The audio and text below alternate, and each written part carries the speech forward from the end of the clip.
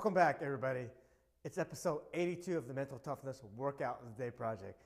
And my discussion today is part 2 on my series on how to live above the line with your life. Okay?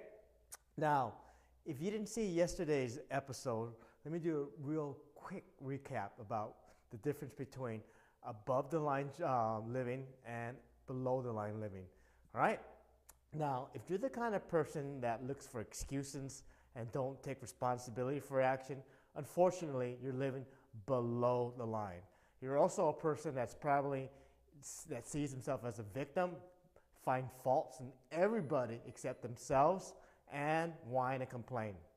In other words, you're mentally weak, okay? Which is not a good thing to have.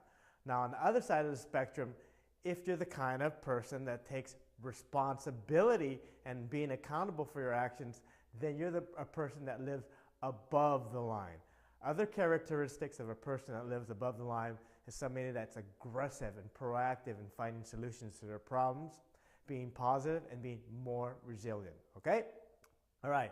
Again, yesterday I talked about how you could apply above the living strategies to your personal adversities and how to be more successful. Now today, you're going to use the same concept to apply it to your physical training. Okay? Now, it's pretty obvious. If you're living above the line with your training, you're probably fit, you're probably conditioned, and very muscular.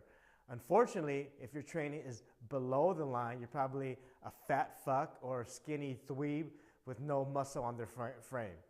All right? So we got to change this, because if you live below the line with your training, you're very vulnerable to quitting and giving up. And that's something we do not want with mental toughness training.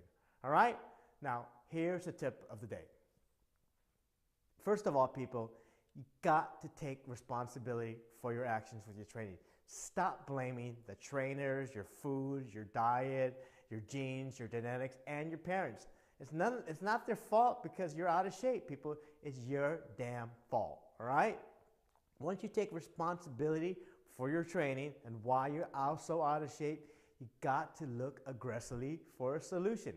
And the solution to me is very obviously, you're not training hard enough. For example, if you're doing a CrossFit WOD and you're just going through the motions and you're not breathing heavily at the end, that's a sign and a signal that you're not training hard enough or with enough intensity. So you got to train hard enough so that you know that you're breathing heavily and that you're struggling with your breathing. If you could barely breathe while at the end of your CrossFit workout, that's when you know you're pushing yourself. All right? The same with your strength training. If you're not making any sort of gains and is living and training below the line, you're not making any strength gains. You're probably using the same weights for the last couple of years. You're stuck in your comfort zone. You got to break this habit by going on a strength program. One of the best ones to do is go on Jim Windler's 531 strength program. Look it up. It's online. I've done it many times and I have my clients do it. So these are a couple of suggestions to help you get above the line with your training.